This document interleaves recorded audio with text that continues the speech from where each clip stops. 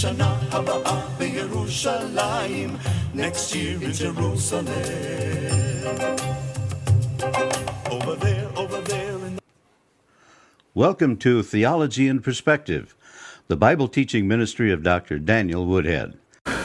Welcome back to Theology in Perspective. I'm Daniel Woodhead, and I'm blessed that you could join us again today as we continue our study of the book of Revelation, the revelation of Jesus Christ. When we left off in our last session, we noticed that the demise of the Antichrist sent his soul to hell and his body laid on the ground. And the Antichrist in hell is viewed by the people down there with just awe. And they're wondering, how you were the guy that led the world. How did you get here? We thought you would never get here. So he'd really deceived them. Satan, the father of lies, was his father, if you will, in the unholy trinity. But what happens after that is kind of interesting, because all the splendor, this worldwide reign of the Antichrist is going to suffer in hell. And while the spirit is in hell, Isaiah describes the fate of his dead body on the earth.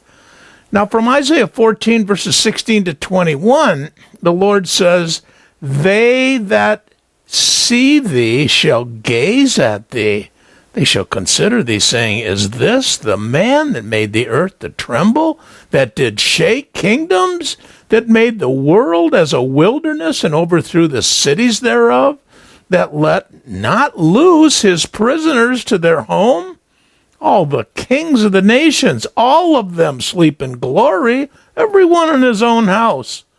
But thou art cast forth away from thy sepulchre like an abomination or abominable branch, clothed with the slain, that are thrust through with the sword, that go down to the stones of the pit, as a dead body trodden under foot. Thou shalt not be joined with them in burial, because thou hast destroyed the land. Thou wast slain the people. You're the seed of evildoers, and shall not be named forever. Prepare ye slaughter for his children, for the iniquity of their fathers. They that rise not up and possess the earth, and fill the face of the world with cities." It's an interesting passage, because there's going to be a lot of disbelief of the people that are viewing the body just like those in hell. That this Antichrist died so suddenly and so easily when they consider the control that he exerted over the entire earth.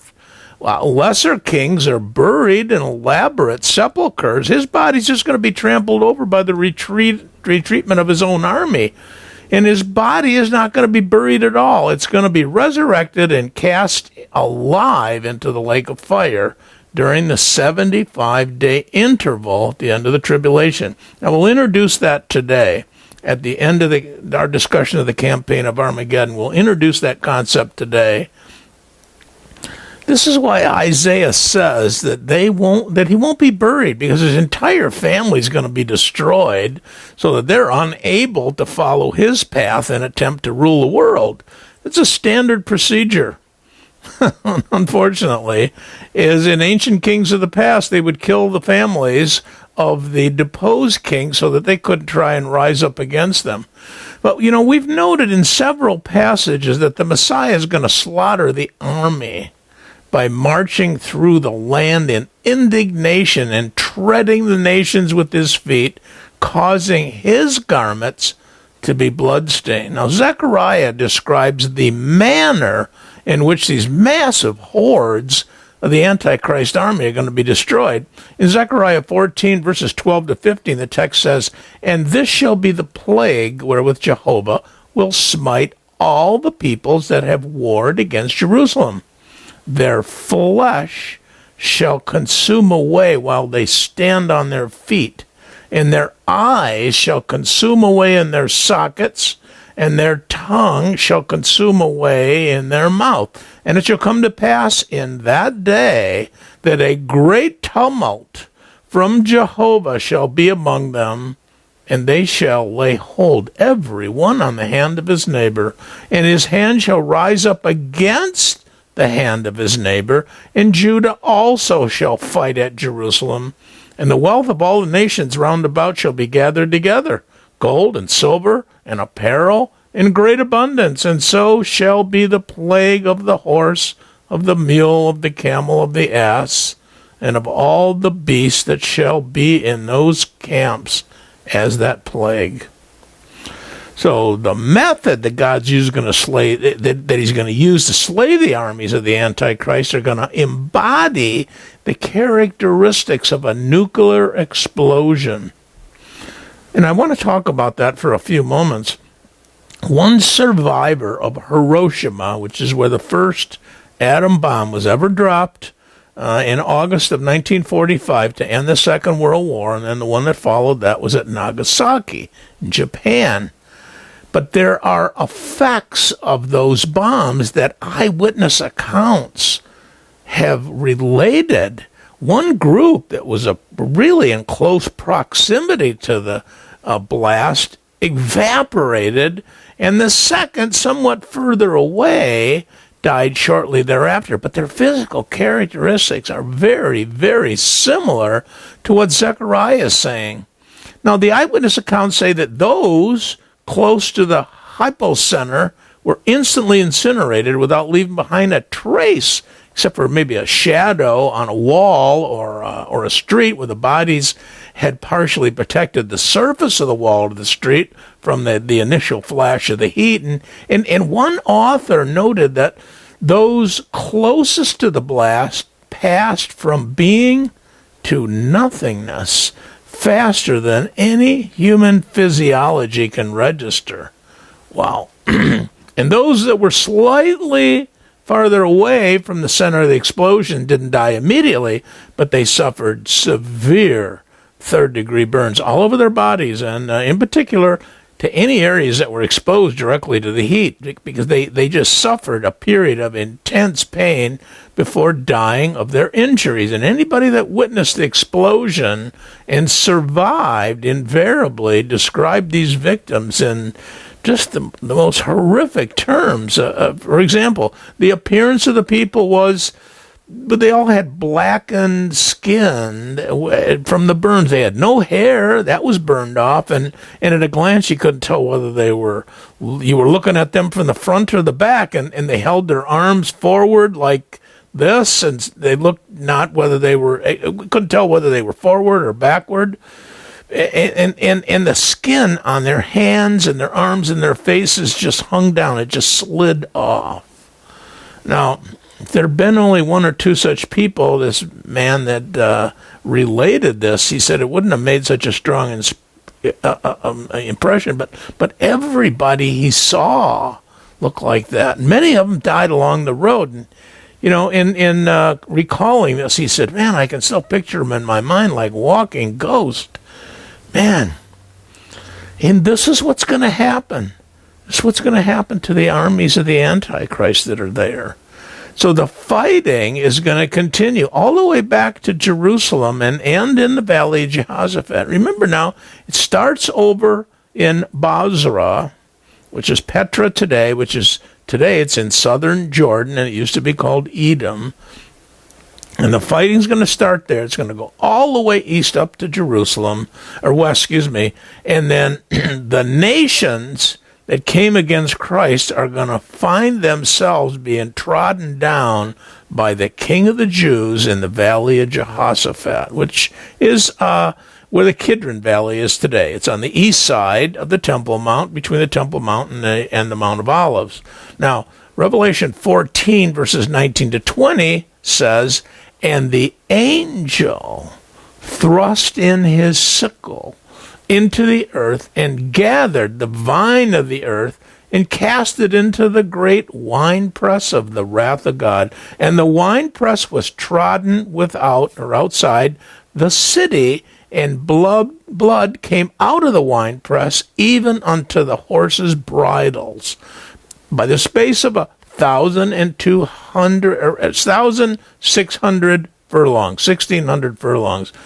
So the city is Jerusalem, and this metaphor of a wine press is the battle, or for the battle, is in the Valley of Jehoshaphat. So from here, the armies leave for Bozrah, and then they return there to end the conflict. So there's a 1,600 furlong distance, which is 200 miles. And Jeremiah describes this too in the 49th chapter. And there, verse 20 to 22 say, "Therefore hear ye the counsel of Jehovah, that he hath taken against Edom, and his purposes, that he hath purposed against the inhabitants of Teman. Surely they shall drag them away, even the little ones of the flock. Surely he shall make their habitations desolate over them. The earth trembleth at the noise of their fall. There is a cry, the noise whereof is heard in the Red Sea. Behold, he shall come up and fly as the eagle, and spread out his wings against Bozrah. And the heart of the mighty men of Edom in that day shall be as the heart of a woman in her pangs." So this massive bloodletting that began at Bozrah moves to the south, down the Arabah, until it empties in the Red Sea, at the present-day cities of Eilat and Aqaba. Now, the distance to Jerusalem from there is about 200 miles. The level of blood is about 4.5 feet high. Just imagine this. The battle finally comes to an end in the Valley of Jehoshaphat, and it ends the 7th stage of the campaign of Armageddon. So you got 7 of the 8 stages now are over. The last stage here is the victory ascent up on the Mount of Olives. So when the actual fighting comes to a close, Christ will then, and only then, ascend to the top of the Mount of Olives. I know a lot of Bible teachers and expositors teach that that is the second coming, but that's only the last stage of it. See, Zechariah 14 verses 3 to 4a say, "Then shall Jehovah go forth and fight against those nations as when he fought in the day of the battle, and his feet shall stand in that day upon the Mount of Olives, which is before Jerusalem on the east." And we've noticed that he returns to Bozrah first, where he saves the tribe of Judah. We saw that in Zechariah 12:7. And they're in these temporary dwellings, these tents. So before he goes to save the rest of the Jews of Jerusalem, he goes to Bozrah.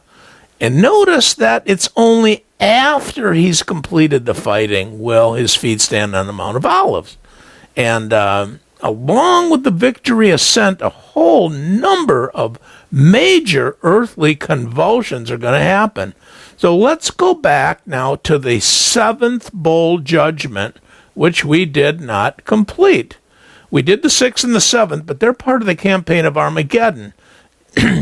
The number 6 was the first stage of the campaign of Armageddon, where the bowl judgment dried up the great river Euphrates that allowed the Antichrist allies to gather in the Jezreel Valley.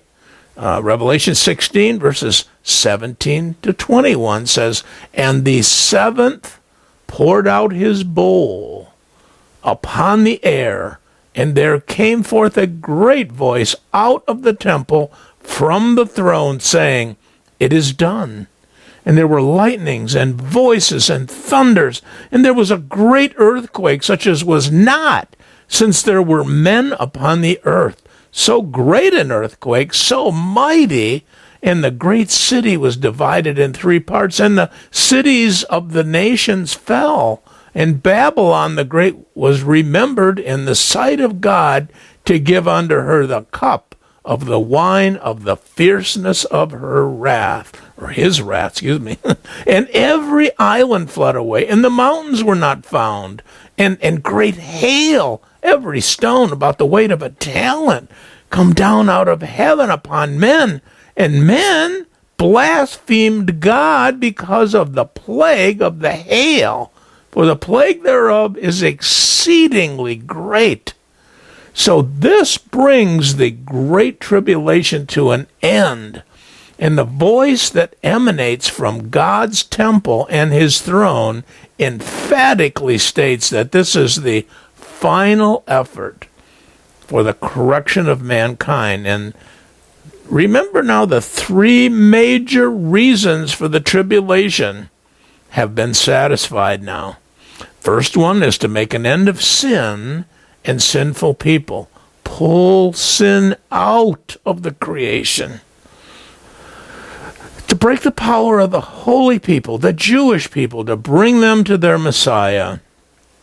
And finally, to conduct the greatest and most effective worldwide evangelistic effort that this world has ever seen. You know, after the declaration, there are further convulsions in nature that start up, and the greatest earthquake in history of mankind begins. Jerusalem is split into three parts. All the world's cities fall. Yeah, the Greek word for fall or fell is pipto, and it suggests that the judgment is applied to the city's inhabitants, and as they become compliant, and the city itself is destroyed. It's interesting. Babylon, also the world's capital, is singled out to receive the fierce wrath of God for its final judgment. The islands of the seas disappear. The mountains disappear. And they got these hailstones weighing 120 pounds that are dropped from heaven, right on the people that blaspheme God. And the unrepentant people of planet Earth keep on blaspheming God because of the hail. They know that it's God doing it, but they continue to blaspheme him. How stupid can you be? But that is how sin and aligning oneself with the enemy of God, Satan, can keep you from wholesome activities, can keep you from salvation, can keep you away from God. The roots of sin are so deep into us. But these people are going to be destroyed. You know, Zechariah gives us more information about the earthquake. And in Zechariah 14, verses 4b to 5, it says, "And the Mount of Olives shall be cleft in the midst thereof towards the east and towards the west, and there shall be a very great valley. Half of the mountain shall remove towards the north, and half of it towards the south. And ye shall flee by the valley of my mountains, for the valley of the mountains shall reach unto Uzziah. Yea, ye shall flee, like as ye fled from before the earthquake in the days of Uzziah, king of Judah. And Jehovah my God shall come, and all the holy ones with thee." So the earthquake that Jesus caused by his victory ascent from the Valley of Jehoshaphat up onto the Mount of Olives is going to cause the mount to split into two parts. That's going to cause a cleft, like a new little valley there. It's going to allow the Jerusalem Jews to escape out of Jerusalem. And they're going to be rescued in the same way that Jesus rescued the Jews at Bozrah when he descended in the clouds there. Now the text finishes with a comparison to the earthquake that occurred during the reign of Uzziah, which is one of Judah's kings, the southern kingdom. The earthquake was probably as a result of his sin, but we're not sure, because he was smitten with leprosy for violating the distinction between the Jewish Theocracy's office of king and priest. He should have never done that. He went into the temple to conduct some activities that he should not have done, and they told him not to do it. He did it anyway, and the Lord gave him leprosy. Now, Christ brings all the holy ones with him. You know, Christ is the only one that's a king and priest. There was a Melchizedek that we saw earlier on in our lessons here, where he was also a king and a priest. But it is Jesus that comes as the king and the priest, not Uzziah. Anyway, we've noticed some other passages like Matthew 16:27 and Jude 14 and 15 that Christ returns with an angelic army and church-age saints. And one more cataclysm of nature is the fifth worldwide blackout. Now, Matthew describes that for us, because Matthew 24:29 says, immediately after the tribulation of those days shall the sun be darkened, and the moon shall not give her light, and the stars shall fall from heaven, and the powers of the heaven shall be shaken. So the first blackout, we go way back to that. That started before. That was before the tribulation, and that was given to us in Joel 2:31, where the text there says, "The sun shall be turned unto darkness, and the moon unto blood, before the great and terrible day of Jehovah cometh." So both the earthquake and blackout are described by Joel. Look what he says here in chapter 3, verses 14 to 17. Multitudes in the valley of decision. For the day of Jehovah is near in the valley of decision. The sun and the moon are darkened, and the stars withdraw their shining, and Jehovah will roar from Zion and utter his voice from Jerusalem, and the heavens and the earth shall shake. But Jehovah will be a refuge unto his people, and a stronghold to the children of Israel. So shall ye know that I am Jehovah your God, dwelling in Zion, my holy mountain. Then shall Jerusalem be holy, and there shall no strangers pass through her any more. So Christ defeats the multitude of the nations during this last stage, the final stage of the campaign of Armageddon, and God initiates a worldwide blackout. It's like he's punctuating this with a period. There, I've done it. And that's the fifth during and just preceding the tribulation. So this is the fifth blackout. He causes a great earthquake, and it produces a fissure in the Mount of Olives, so that the Jews can escape through that fissure out of Jerusalem. This ends the Great Tribulation and the campaign of Armageddon. It's over. It's all over.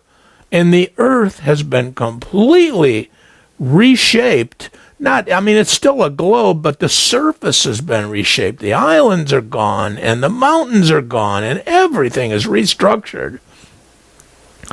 We're going to enter a period now after the Great Tribulation and before the Messianic Kingdom starts, called the 75-day interval. Now, the millennium does not start right away, because we start comparing Scripture to Scripture, and we get this sense that, hey, wait a minute, whoa, wait a minute. There's a 75-day interval at the end of the tribulation before the establishment of the Messianic Kingdom. The interval is demonstrated in the book of Daniel. Now, you got to be careful here with how we read these things. These are not mistakes. This is purposefully put in there. So let us know these things. Daniel 12, verses 11 to 12 says, "And from the time that the continual burnt offering shall be taken away, and the abomination that maketh desolate set up, there shall be 1,290 days, 1,290 days. Blessed is he that waiteth, and cometh to the 1,330 days. So blessed is he that waits and comes to 1,335. Interesting. The Scripture tells us that the first half of the tribulation, 1,260 days, that's 3.5 years, and that's the duration of the time between two significant events. First one is the signing of the covenant with the Antichrist, and the second one is the abomination of desolation. It's right in the middle. That's where the Antichrist goes into the Holy of Holies, declares himself God, starts the persecution of the Jews, and the false prophet image, like a little puppet that the false prophet is made. Actually, it's the Antichrist image that the false prophet is made alive by Satan. And that thing is in the Holy of Holies. And that is the abomination of desolation. Well, the time period between those two events is 1,290 days. But Daniel gives us 2 additional numbers. So, you got 1,260 days. Then he gives us 1,290, You got 1,260, which is the first half. And then he says, for the second half, you got not just 1,260, but you got 1,290. And then he says 1,335, which is another 45 days. And beyond the 1,290, it's 75 days beyond the 1,260. So the way it works out is there's a special blessing promised to those that survive to the 1,335th day. Now, the blessing is that those who survive are going to enter into the Messianic kingdom. Many are not going to make it that far, even though they made it to the end of the tribulation. I just think of all the wars and the calamities and everything that we've seen. The events that happen in this 75-day period take place as sort of a transition, if you will, from the end of the earth's old way of doing things and the tribulation to cleanse it, bring the Jews to Christ, evangelize the world, and make an end to sin, until this blessing, this Messianic kingdom, this blessing time that's coming on this earth. And during that time, there's a series of events that happen. I just want to tell you what those are today, and then in our next session, we'll go into those in a great deal of detail. And the first one is the removal of the abomination of desolation. And then we have the Antichrist final destination, if you will. And we got Satan's final destination, the judgment of the Gentiles in the Valley of Jehoshaphat.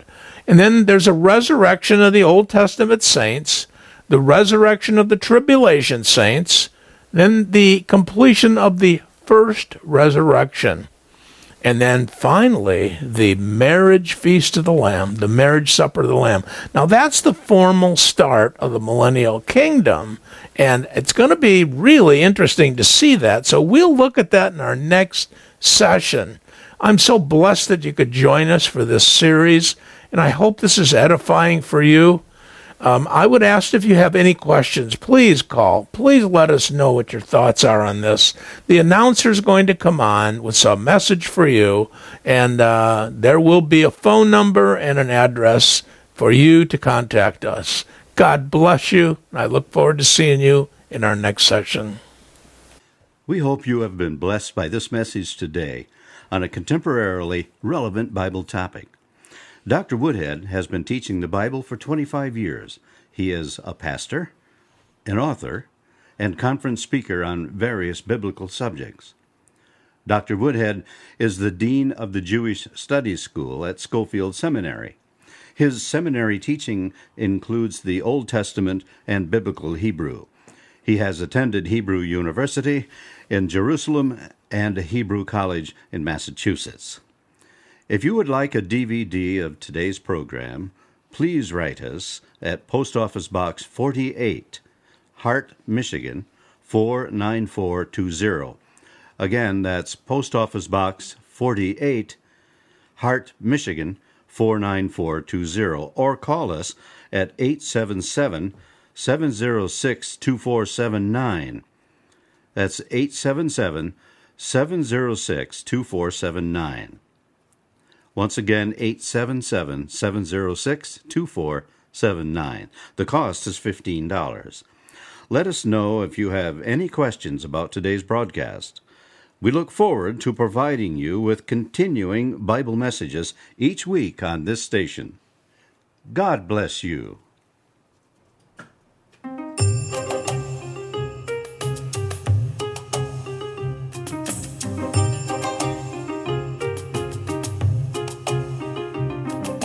take us there to the land of Zion.